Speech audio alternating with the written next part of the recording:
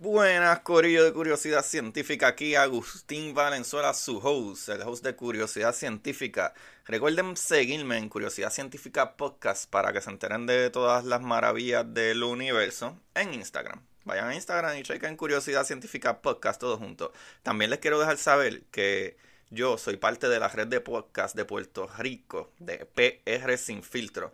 ¿Y quiénes son PR Sin Filtro? Es la compañía que te puede ayudar con tu imagen digital, tu podcast, tu programa, tu intro, un montón de cosas ellos pueden hacer por ti. Ve y chequea PR Sin Filtro, lo cual mi panita Don Juan del Campo, vayan y chequénselo en todas las redes sociales, que él les puede dar la mano, ya que él trabaja mano a mano con PR Sin Filtro.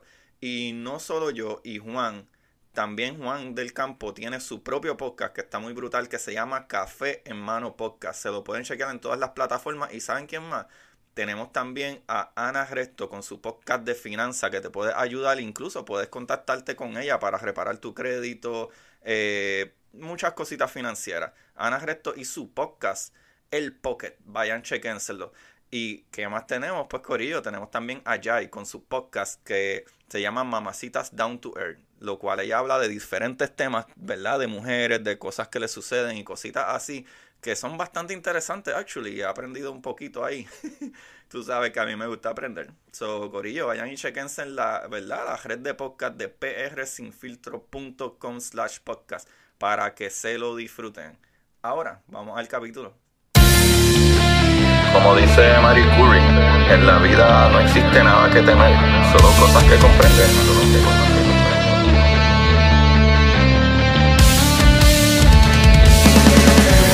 Recuerden, corillo, buscar la manera de aprender que más le divierta.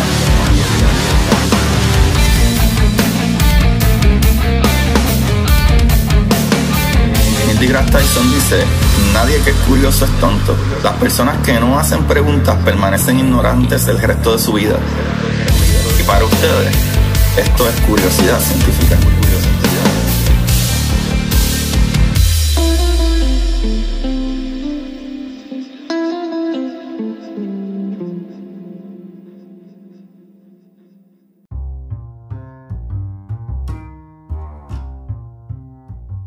Buenas, corillo de Curiosidad Científica, bienvenido otro día más a mi programa de Curiosidad Científica. Espero que todo el mundo se encuentre bien y mantengan, ¿verdad?, la distancia social y manténganse lavándose las manos y todas esas cositas. Y nada, me parece súper interesante, ¿verdad?, lo de la distancia social, pues estaba escuchando un programa los otros días y la científica, ella dice como que, ¿verdad?, yo no estoy muy de acuerdo con lo de la distancia social.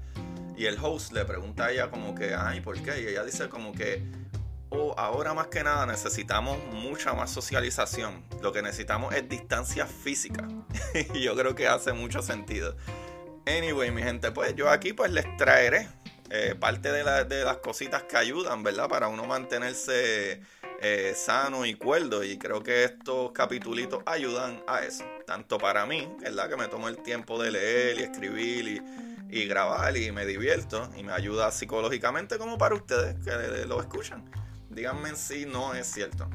Pero anyway, mi gente, el día de hoy voy a ir rapidito porque tengo exceso de información de este caballero. Este tipo está brutal. Y la persona de hoy se llama Ernest Rutherford. ¿Que quién es Ernest Rutherford? Pues Rutherford, ¿verdad?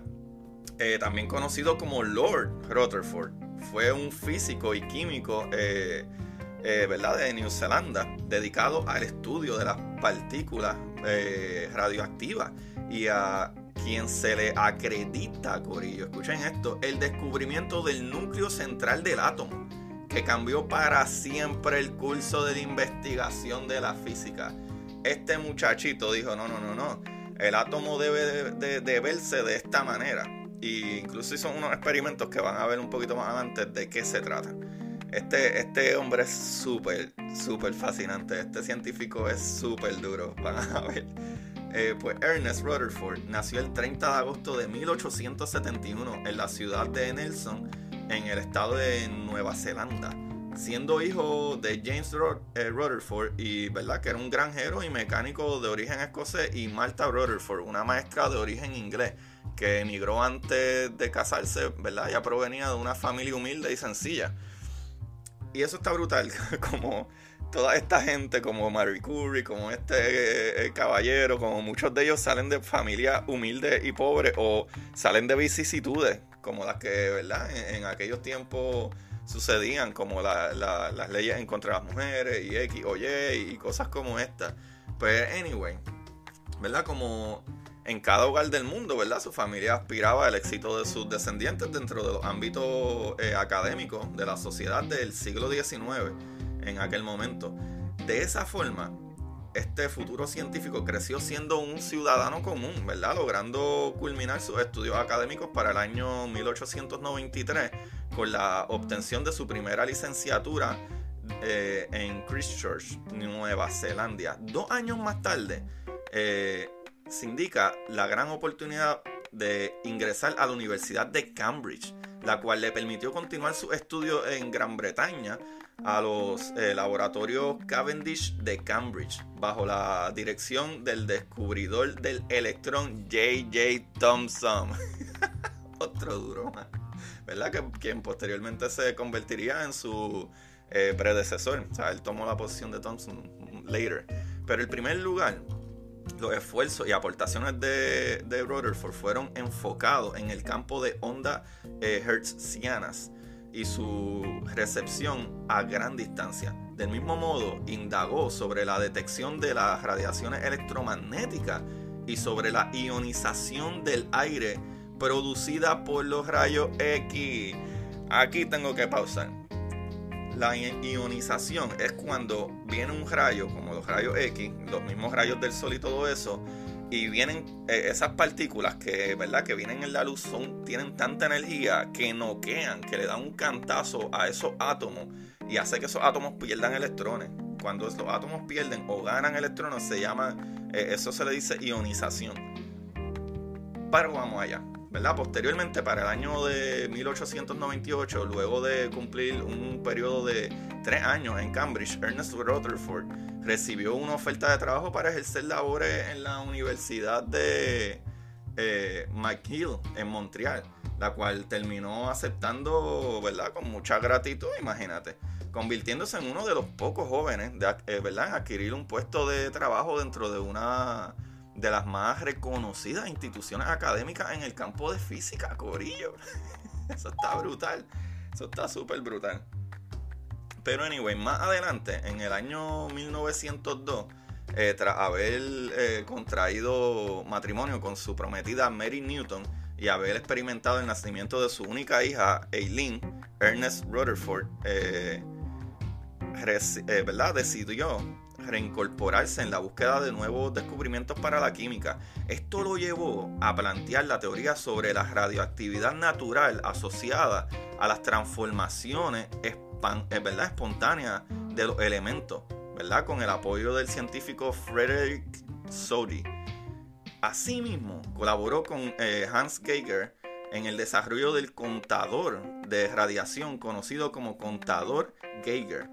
Poco después, en el año 1908, luego de, ¿verdad?, de un arduo proceso de investigaciones interactivas con partículas radioactivas, demostró que esas poseían propiedades significativas, las cuales se mencionarían más adelante. A partir de esto, 3 años más tarde, en las aportaciones de Rutherford, descubrió un nuevo modelo atómico ¿verdad?, que demostraba la existencia existía un núcleo central en él que se concentraba la mayoría de la masa del átomo, así como las cargas eléctricas positivas y cargas eléctricas negativas. Y ese es el megapalo que él dio más que todo. Digo, pero es que en verdad dice un montón de cosas, ¿verdad? He de mencionar, ¿verdad?, que los experimentos y aportaciones del modelo atómico de Rutherford permitieron el establecimiento de un orden de magnitud para las dimensiones reales del núcleo atómico. Corillo, ¿tú sabes qué es eso? ¿De dónde salen esas ideas? ¿Quién llega a esas conclusiones de que hay unas partículas muchísimo más pequeñas? Corillo, para que tengan una idea, hay como 1 trillón o una cosa ridícula como 1 trillón de átomos en una célula. Piensa en eso. Estamos hablando de dimensiones ridículamente microscópicas. ¿Quién piensa en cómo hacer un experimento para probar eso? Pues le voy a decir quién, pues Rutherford, corillo. Este tipo está pasado.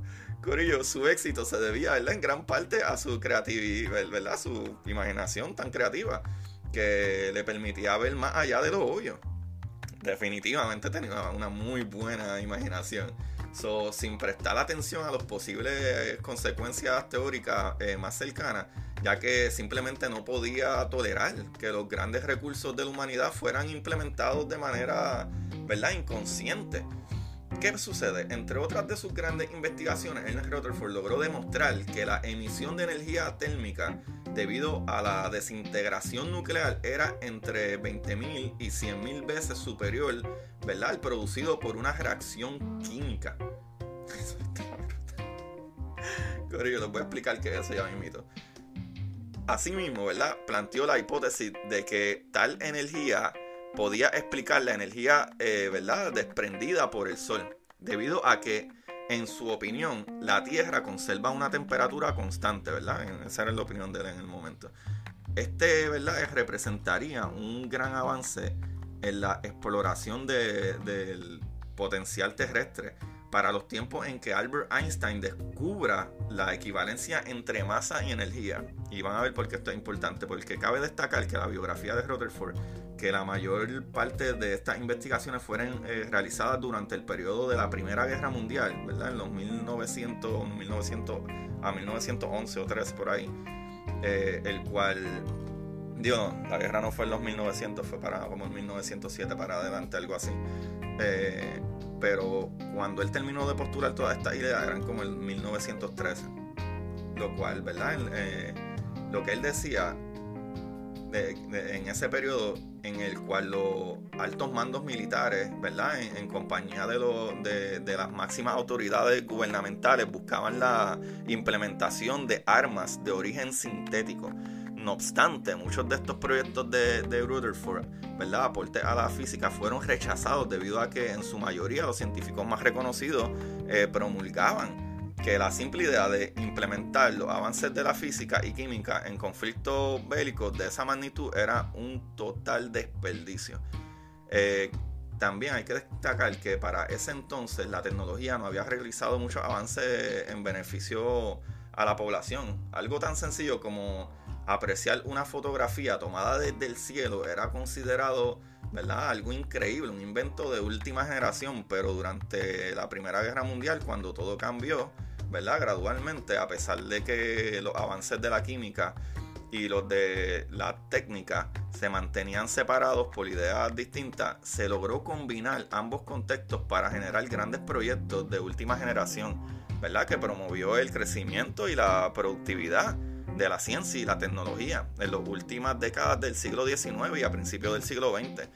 Y de ahí, ¿verdad?, a partir de eso, la guerra alcanzó un punto de mayor altitud gracias a que, ¿verdad?, se estimaba implementar elementos de carácter mecánico, más no de origen sintético, en el equipamiento de los recursos tácticos especialmente. Esto conllevó al desarrollo de la ingeniería y permitió, ¿verdad?, el paso de una nueva generación de armas, pero también la creación de ambulancias y la medicina, ¿verdad?, se valió por primera vez de la enfermería profesional en el frente de batalla. No obstante, debido a los avances en la farmacología y la bioquímica, se sintetizarían de mortíferos gases y bombas más potentes, y a su vez, ¿verdad?, se crearían elementos de carácter súper, ¿verdad?, estupefacientes o antisépticos para mitigar el dolor de la población en general, ¿verdad?, cuando estaban operando y etcétera en esos campos de batalla. Después de ahí, básicamente a principios del siglo XX, los avances en la investigación científica sobre el entendimiento de la materia como un elemento había concluido que esta era un componente ni se destruye, ¿verdad?, ni destructible, ni sintetizable, pero con capacidad de transformarse. ¿Eso le suena familiar? Del mismo modo, se estableció, ¿verdad?, que las cargas eléctricas contenidas en los cuerpos microscópicos conocidos como átomos tenían una distribución aparentemente uniforme. Sin embargo, como se dijo en la biografía, ¿verdad?, de Ernest, tenía una opinión distinta, ya que sus investigaciones en el campo de la química lo habían conducido a sospechar que la estructura del átomo presentaba aspectos contrarios a los ya establecidos por sus predecesores. Y por esa razón decidió comprobarlo este muchachito. Para demostrar su hipótesis, corillo. Este muchachito realizó un experimento que consistía en bombardear, ¿verdad?, una fina lámina de oro con partículas alfa, ¿verdad?, asumiendo que la transición de las partículas sería en la dirección de una línea recta, o considerando, ¿verdad?, que éstas sufrirían una leve desviación debido al volumen del objeto. Este experimento se basaba en los criterios establecidos en el modelo atómico de Thomson, el cual se consideraba que era el más cercano, ¿verdad?, a la realidad en aquella época. No obstante, el resultado pues fue otro, corillo. Luego de una minuciosa recopilación de datos, en los descubrimientos de Rutherford vio que la mayoría de las partículas cargadas negativamente habían sufrido una leve desviación de un ángulo de 180 grados, provocando, ¿verdad?, que éstas rebotaran en dirección opuesta a su trayectoria inicial, corillo. Esto comprobó que la existencia de un núcleo central pequeño con carga eléctrica positiva era cierta, mi gente. Su increíble hallazgo representó un gran paso en la investigación sobre la distribución de carga, ¿verdad?, en los átomos, ya que se comprobó que el átomo está formado por un sistema planetario de electrones girando alrededor de un núcleo, que ese núcleo contiene, ¿verdad?, casi toda la masa del mismo átomo en general.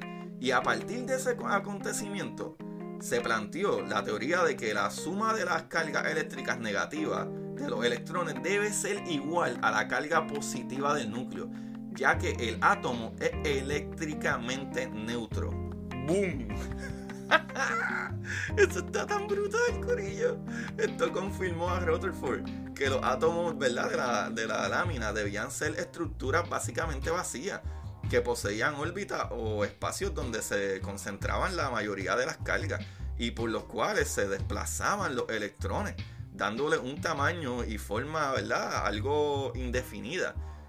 Eso está súper ridículamente brutal. Gracias a los descubrimientos de Rutherford, es considerado como el padre de la física nuclear por sus descubrimientos en el campo de la física atómica, obteniendo el premio Nobel de la química en el año 1908 por sus investigaciones experimentales y el desarrollo de la teoría nuclear de la estructura del átomo. Casi nada. Del mismo modo, gracias a investigaciones de él realizó la primera reacción nuclear artificial en el año 1919 y así, entre otras de sus acciones, se convirtió en uno de los personajes cuyos trabajos tuvieron una enorme importancia en diversos campos de las ciencias naturales. Eso está súper ridículo. Este hombre, para colmo, no solo en física, también en química, que para mí siempre siento que es algo que se lleva súper de la mano, ¿verdad?, entre sus contribuciones para el desarrollo de la sociedad humana a través del campo de la química, se encuentran los siguientes. Él descubrió la radioactividad alfa y beta. Comprobó, ¿verdad?, la existencia de un tercer rayo. Por si acaso, la radiación alfa y beta, ¿verdad?, por medio de sus estudios sobre la radiación emitida por el uranio y sus diversas, ¿verdad?, experimentaciones con elementos radiactivos, concluyó que estos debían poseer al menos dos componentes, que uno le llamó alfa y otro beta. Comprobó la existencia de un tercer rayo, demostró que los átomos no eran indestructibles, o sea que pueden ionizarse, destruirse, unirse. Formuló el primer modelo atómico más cercano a la realidad, que es el que conocemos ahora. Inventó un detector de ondas de radio, que actually eso es súper interesante. Rutherford, ¿verdad?, interactuó con el efecto que tenían las ondas electromagnéticas en agujas de acero, ¿verdad?, magnetizadas, basándose en los descubrimientos alcanzados por el físico alemán Heinrich Hertz y en sus investigaciones. Y eso está súper brutal. Demostró también la existencia del núcleo atómico, descubrió el protón, teorizó la existencia del neutrón. Eso está súper ridículamente brutal. Súper. Que si se acuerdan de Bohr, que verdad después vino Niels Bohr y explicó el porqué, ¿verdad? De cómo funcionan los electrones alrededor del átomo. Y Ernest Rutherford, ¿verdad? Su aporte en la física. Ernest Rutherford es recordado por sus increíbles experimentos y por las grandes figuras de la física que estudiaron y trabajaron junto a él. No obstante, estos acontecimientos solo fueron una parte de su éxito, que lo, ¿verdad?, convirtió en uno de los personajes de mayor influencia en el mundo, gracias a sus teorías. Eso está tan brutal. Está brutal que el descubrimiento, ¿verdad?, de un núcleo denso y cargado positivamente, él haya tenido la imaginación de cómo se te ocurre a ti cómo poder probar eso en algo que no teníamos la facilidad de ver. Eso está brutal. Pero ¿verdad?, se convertiría en el primer hecho real sobre, ¿verdad?, cómo estaba compuesta la estructura interna del átomo. Y eso está brutal, ¿verdad? Las aportaciones del modelo atómico de Rutherford han, ¿verdad?, superado los criterios establecidos en el modelo atómico del científico J.J. Thomson, que consideraba, ¿verdad?, que la forma real del átomo era algo semejante a un pudín de pasta. En otras cositas, pues, en las aportaciones de Rutherford consideraba que el átomo era un elemento cargado positivamente, que debido a su capacidad magnética era capaz de atraer otros elementos, ¿verdad?, los electrones cargados negativamente, y mantenerlos dentro de su espacio. En aquel tiempo, para el año 1911, los avances en las investigaciones de la energía radioactiva habían demostrado la existencia de características singulares comprendidas dentro de los rayos X, las cuales se convirtieron en los ya conocidos rayos alfa, beta y gamma. Eso está dando duro. Esto parecía indicar, corillo, en aquel momento, que la energía no se conservaba dentro de un mismo campo y que ésta era incapaz de comprimirse. No obstante, debido a la participación de diversos investigadores, entre ellos se descubrió que la energía sí se conserva gracias al descubrimiento de los neutrinos. Y en el año 1906, Rutherford publicó el retraso de la partícula alfa del radio cuando atraviesa la materia. Entonces, en Philosophical Magazine, un artículo que expresaba el proceso de la dispersión de las partículas alfa a través de una superficie de aluminio. Este hecho fue respaldado por el investigador Hans Geiger, quien realizó diversos experimentos con partículas alfa y ondas de radio. En los que se apreciaban las diversas características que descubrió Rutherford. De esa forma se reafirmó la nueva teoría del núcleo atómico. Y eso está brutal. Entonces, para colmo, como ya habían notado probablemente, que en el año 1918, tras realizar un experimento que consistía en disparar partículas alfa contra un gas de nitrógeno, Ernest Rutherford percibió un raro cambio en sus detectores de centelleo, o sea, como que de brillo, los cuales mostraban signos de núcleo de hidrógeno. Y es así como, gracias a los descubrimientos de Rutherford, determinó que el único del cual era posible que vieran estos núcleos era del nitrógeno, por lo que entonces el nitrógeno debía estar, poblado con núcleos de hidrógeno. A partir de esta, percepción fue que Rutherford sugirió que el núcleo de hidrógeno debía ser considerado una partícula fundamental. Y van a ver por qué. Cabe destacar que la biografía de este hombre está tan brutal que antes de él otros investigadores también, se enfocaron en la búsqueda de nuevos descubrimientos al experimentar con partículas de hidrógeno. Tal es el caso de Eugene Goldstein, quien durante sus investigaciones observó rayos catódicos compuestos por iones cargados positivamente. A partir de los fundamentos básicos del modelo atómico de Thomson, sugirió que, puesto que el átomo era eléctricamente neutro, ¿verdad?, el mismo debía contener partículas cargadas positivamente. ¿Sabe? Positivo y negativo crean un balance, corillo. ¿Sabe? Que esa es otra cosa. La carga diferentes se atraen, cargas iguales ¿verdad?, se expulsan, no se atraen, se empujan.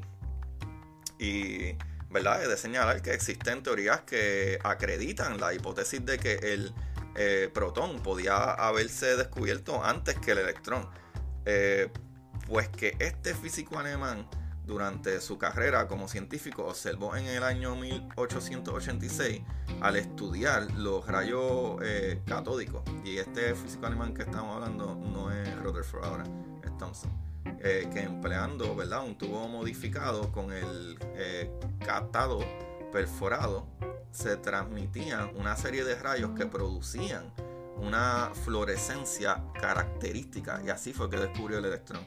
Sin embargo, a pesar de sus investigaciones, avances de Rutherford, sus trabajos fueron largamente ignorados por la comunidad de físicos, quienes aún lidiaban con el entendimiento del comportamiento de las partículas alfa.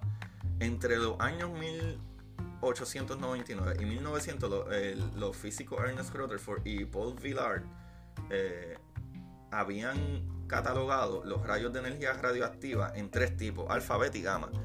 A partir de eso, los inventos de Rutherford y Villard los llevaron a experimentos en los que atravesaban diversos grosores de hojas de papel con estos rayos, los cuales eventualmente terminaban en reacciones nucleares o la desintegración radiactiva de otros núcleos.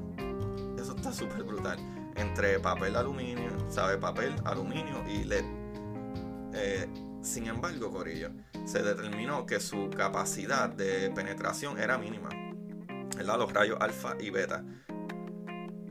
Y pues los gamas sí pueden atravesar, ya que al estar expuestos a la atmósfera disminuían, ¿verdad?, o disminuía gradualmente su energía cinética por medio de su interacción con otras moléculas como las de aire, gases y etcétera que hay, generando una cantidad considerable de iones por centímetro de longitud recorrida. Esto les permitió, ¿verdad?, concluir que la dispersión de una partícula alfa por una fuerza de Coulomb repulsiva central se desplaza en una trayectoria hiperbólica, que a través del ángulo de dispersión y del momento se puede calcular el parámetro de impacto y la aproximación más cercana al núcleo del objeto, o del objetivo al que le disparaste. Y eso está súper brutal. Poco después de que se descubrieran los rayos X, en 1895, los científicos Anthony Henry Becquerel trató de demostrar la relación entre los rayos X y la fosforescencia, ¿verdad?, de las sales de uranio.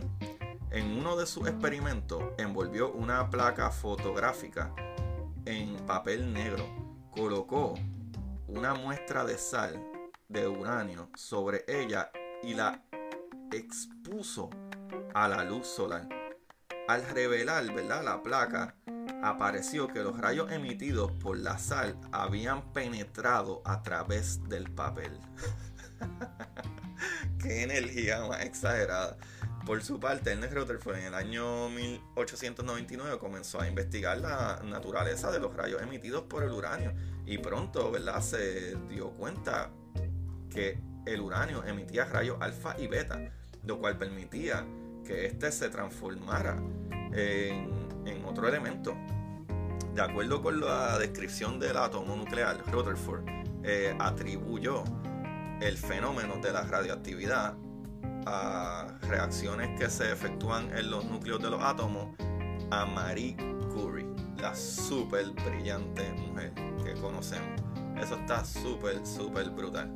Corillo, este hombre está tan exageradamente duro, ¿sabe?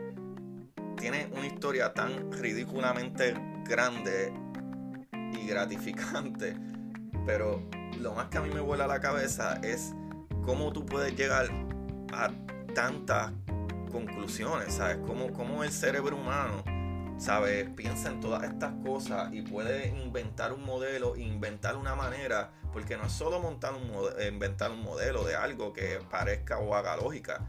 Cuando uno crea una hipótesis, que no es lo mismo que una teoría, tú tienes una idea de algo y para tú poder probar o quieres traer tu hipótesis, tú tienes que traer también entonces, ¿y cómo podemos debatir esto? Y el simple hecho de en su imaginación buscar una manera de, pues yo voy a disparar ¿verdad? Esta radiación alfa a este pedazo de papel de aluminio, a ver qué sucede. Y si hay algo ahí en el medio, a nivel, ¿verdad? Atómico, debería de chocar con algo ahí. Y probablemente después se dio cuenta que esto ioniza. O sea, yo puedo dañar un átomo. Los átomos no son fuertes para siempre. Los átomos también se pueden destruir, ¿sabes? Y con eso, tomado de la mano, ya cuando Einstein dijo como que, ok, es que la energía es igual a la materia. ¿Sabes? Tú puedes darle más energía o puedes convertir la energía en materia. ¿Sabes? Y bajo esos procesos químicos de transformación, los mismos elementos unos con otros se transforman en otras cosas. Cuando viene y dice que la luz del sol está ionizando esos gases en el aire, y cuando se da cuenta de que esos gases están ionizándose, que tienen partículas entonces de hidrógeno, pero esto no era otro gas. Así porque es complementado por otras materias, otros elementos que se unen para crear otros elementos. Y eso está tan ridículamente brutal. Eso a mí me vuela la cabeza. Corillo, hasta aquí los voy a dejar porque, ¿verdad? No los quiero enredar demasiado con esto.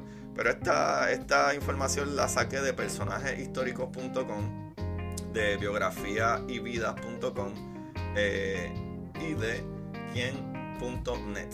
Ahí lo tienen. Ernest Rutherford, el duro de la física y ¿verdad? Y el modelo más cercano al modelo regular de átomo es gracias a este caballero que después Bohr básicamente perfeccionó con su hipótesis / teoría de por qué, que era el último elemento que le faltaba a Rutherford, era explicar el movimiento de los electrones alrededor del átomo, y Bohr terminó haciéndolo. Corillo, súper brutal. Cuídense, manténganse safe y síganme en Curiosidad Científica Podcast en Instagram para que se enteren de otras cositas, me escriban, me comenten, y gracias por escuchar otra semana más. Se les aprecia un montón. Lávense las manos, por favor. Bye. Y para ustedes, esto es Curiosidad Científica.